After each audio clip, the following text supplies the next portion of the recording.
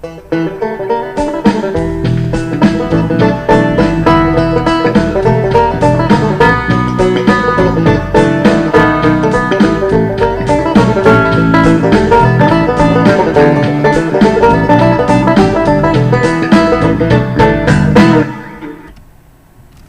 everybody, this is Rick Koppel from Denver, Colorado, metropolitan area, and I've got some interesting stuff to talk about today.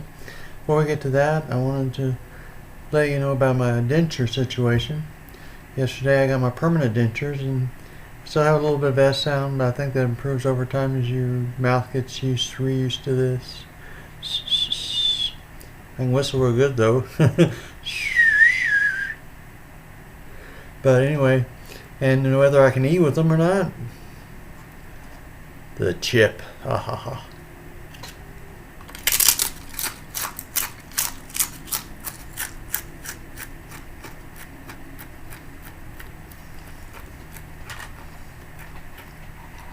Well, no, I can't talk very well because I got a mouthful of food.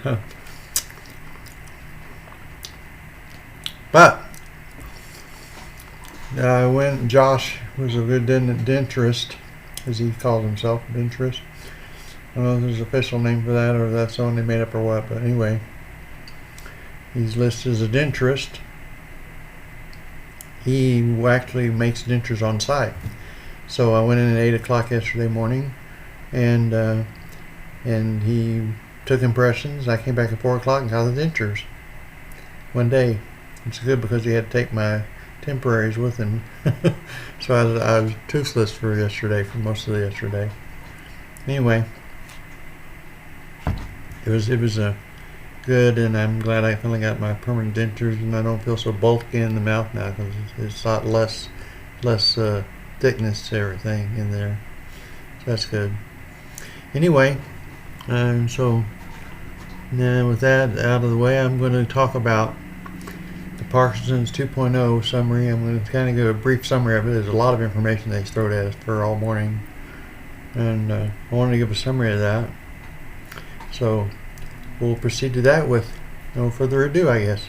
One thing I wanted to mention was that they do have some words in here. If I mess up somebody's name or pronouncing things wrong, you have to forgive me because I don't know what they are or how to pronounce some of these things, and so I'm going to do my best as I can. So Saturday, October 5th, 2019, I attended a program put on by the Movement Disorder Foundation titled Parkinson's 2.0, Translating Science into Treatment. So I thought I would provide a summary of what I learned during this presentation by 3 highly rated researchers: Rajiv Kumar, MD from the Rocky Mountain Movement Disorder Center, who discussed new clinical trials of slow Parkinson's disease and improved motor symptoms; Brian Berman, MD from the University of Colorado Movement Disorder Center, who discussed improving the quality of sleep; and Daniel Paredes, PhD from Knoebel Institute for the Healthy Aging, who discussed new directions in Parkinson's disease research. Rather than trying to discuss each person's presentation separately, I'll give an overview summary of the whole thing, but as many as their points appear to overlap, I'll go topic by topic instead. So, topic number 1, research for slowing and stopping progression. Let me get this drink here because I'm kind of still trying to finish off some of the chip I ate. This Texas cut, by the way, that Rob gave me. I mean, not Rob, but John, my brother John gave me. And so even though I'm in Colorado, I still have Texas with me. Okay. The bad news on this front is twofold. The first fold is that 2 of the medications that showed promise in slowing and halting progression of this disease failed when it reached human clinical trials to show any significant effect on accomplishing those goals. The good news is the cancer drug nilotinib has shown some positive effects on accomplishing those goals. Some clinical trial patients have even noticed a reversal of symptoms, so there's still promise of that happening. The other fold? The other bad news is that this is still around 10 years before coming to market, so it's unlikely to be here in time to help me personally. That's assuming he even survives the rest of the trials. However, that's very good news for those newly diagnosed and those who have yet to be diagnosed. Topic number 2. Where does Parkinson's disease start? It's a very interesting part to me. There are 2 things they have recently started to look at. One is that Parkinson's, as is this disease, does not start in the brain, but in another or other parts of the body. Mainly they're coming to the conclusion that the alpha-synuclein, which is a protein in the brain that gets misfolded, and was a focus for a long time concerning how to fix the dopamine problem, is now being seen as a consequence rather than the cause of this disease. As a matter of fact, the above drug, nilblipstin, however you pronounce that, that worked, does so by attacking and cleaning out this toxic protein from the brain. That doesn't mean the drug won't help, but more like it's in a contest, one which the drug may ultimately lose, to clean out the bad protein faster than whatever is causing it to misfold in the first place can stuff it in the brain. Excuse me.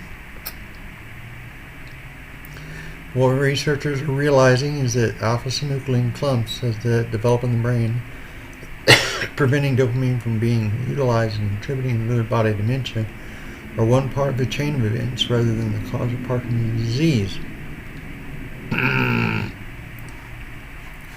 This causes them to look elsewhere in the body for where Parkinson's disease begins. Naturally, their attention is turned to the gut. Why? Because there is a direct connection from the gut to the brain by the vagus nerve, in which they have also found these misfolded proteins in. So it could be they are now strongly suspecting that the gut is where Parkinson's could begin. It's theorized to happen by either a loss of good bacteria in the gut microbiome and or the introduction of bad bacteria that can cause inflammation, thus creating these misfolded proteins. If true, this is good news, primarily because if one treats one's diet right, it could positively affect the progression of this disease or even its prevention in the first place. They suggest that even if one has DNA risk factors to controlling this disease, they can be triggered or not triggered by other environmental factors. Okay, I need to back up a moment. This is one of the overlap areas. You see, there are command genes that tell a person you will get Parkinson's disease at some point in your life, but these are only about 10% of the cases of Parkinson's.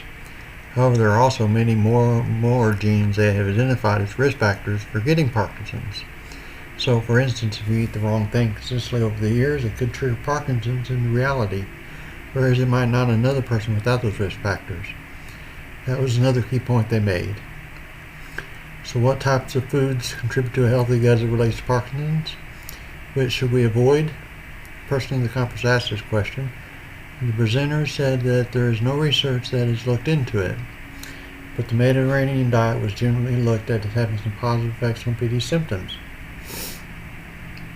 So I've done some of my own research. I found an article on the Journal of Parkinson's Disease titled Linking Smoking, Coffee, Urate, and Parkinson's Disease, a Role for Gut Microbiome, which states the following.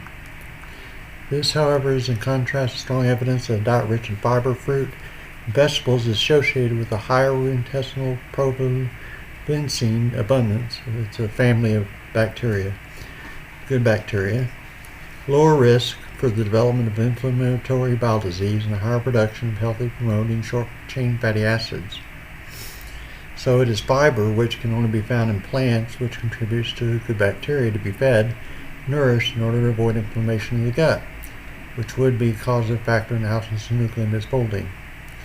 So they're focusing on inflammation and being in the gut being a trigger for people with these risk factor genes, which would explain why so many people, often years before any symptoms show up, if they have Parkinson's, they have problems with constipation.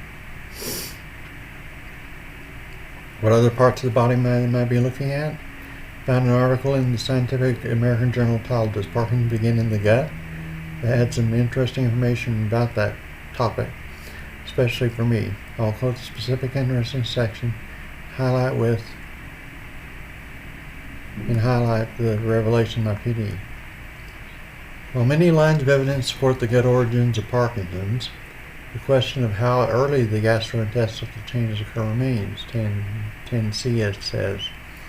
In addition, other scientists have suggested it's still possible that the disease begins elsewhere in the body. In fact, Barak and his colleagues also found Lewy bodies in the olfactory bulb, which led them to propose the nose as another potential place of initiation. Wow, there are 4 reasons for me personally. 1, because I've had nasal problems all my life, nothing big, just runny and stuffy noses, beyond cold and flu and the like. 2, because in 2012, when my symptoms first started showing up, I came down with a chronic case of the boils. What does it have to do with your nose? Well, I realized it was a chronic situation where no sooner had one boil gone away than another would crop up. This happened consistently from around February through May of that year.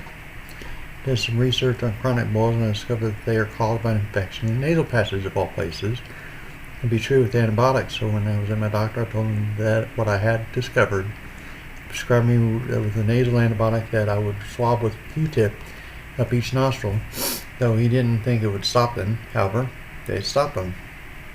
Poof, just like that. Not knowing how long to continue applying it, I continued to use the antibiotic for a while longer and redid the treatment 3 weeks after to ensure that it was dead, Jim. However, it was during that time that I noticed my first symptom of PD. Dystonia in my left arm, though I had no idea what it was called then. Dystonia is an involuntary tightening of muscles in one or more parts of the body, causing pain and discomfort as well as not being able to effectively use that part of the body. 3, later in 2012, my first tremor started in my left hand. Around October of that year, I had a cold. Once that cold was over, however, I still had my runny nose. Consistently. It's never stopped, even today. I've had to blow my nose several times. Sometimes it's better, sometimes it gets worse, but it's always there. I read an article that stated that a runny nose was a symptom of PD a little understood or known about. Around 60% of PD patients report having a runny nose like mine. If I'm remembering that statistic correctly. And 4, this happened recently. Last time I was at the dentist, I was scheduled to get my permanent dentures on the 4th of October, originally. However, I had a fall which caused me to hit my chin on the big ice chest I was trying to carry. It started to run away from me and I attempted to catch up to it. That resulted in me losing control and I fell on the ice chest. My chin hitting it and other parts of my body got scraped up. I know. I should have had help to carry that big bulky ice chest. Anyway, when we went to the dentist Josh looked at it, decided to get a full x-ray of the jaw to make sure I didn't fracture it or something. Result was, no, I did not fracture it, but to allow the swelling to go down in my jaw area before he took impressions from the new set of dentures led until October 16th, which happened yesterday. But he noticed something else in the x-ray. He told me that it appeared I had a sinus polyp in my right nostril. Sinus polyp in my right nostril. He told me it was probably nothing to worry about. I probably had it a good part of my life. An article from the Mayo Clinic about nasal polyps states they result from chronic inflammation and are associated with asthma, recurring infection, allergies, drug sensitivities, or certain immune disorders. Bingo. I highly suspect that my own PD started in my nose based on this information. It also explains why a very common early first symptom of PD is a loss of smell, which I, fortunately, have never had. I'm planning on discussing with my movement disorder specialist at our January or February meeting. Topic number 3, multifaceted aspect of Parkinson's. Another realization they had through their research, obviously from what we have said above, they're looking at treating different types of Parkinson's differently. Obviously, if PD can start in different places in the body, how one might treat a person with PD will likewise vary.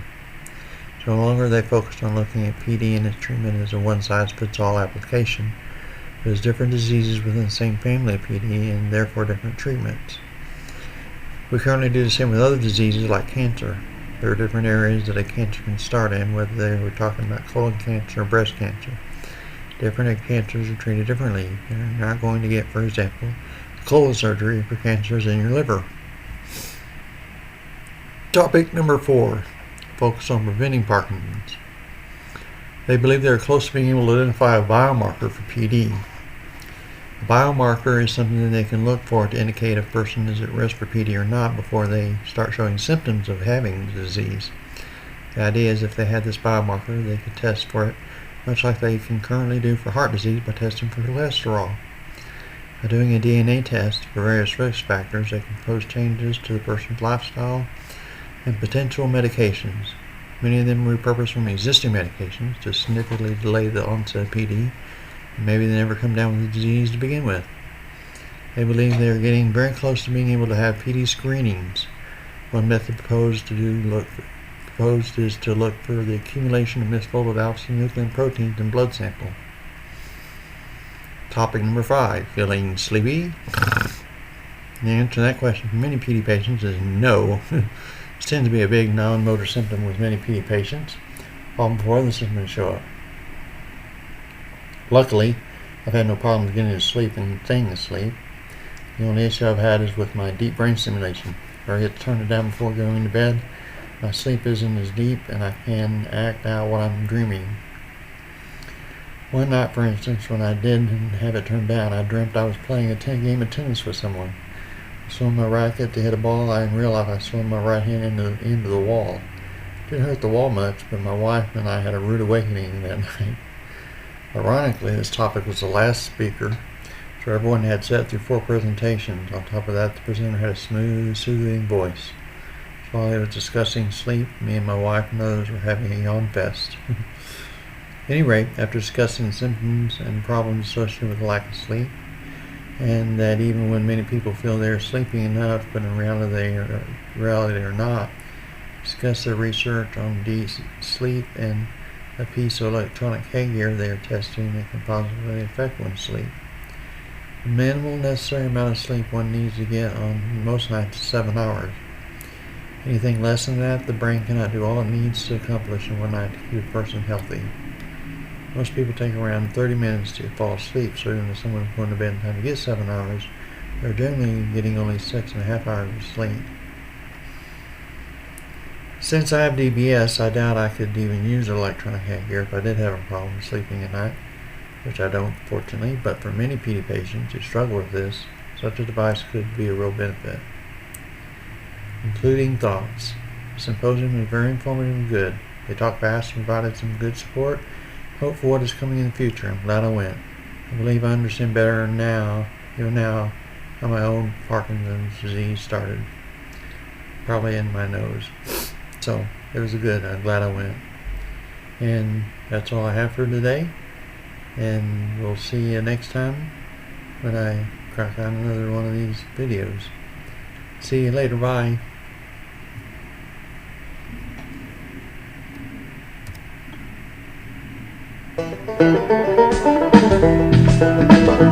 Thank you.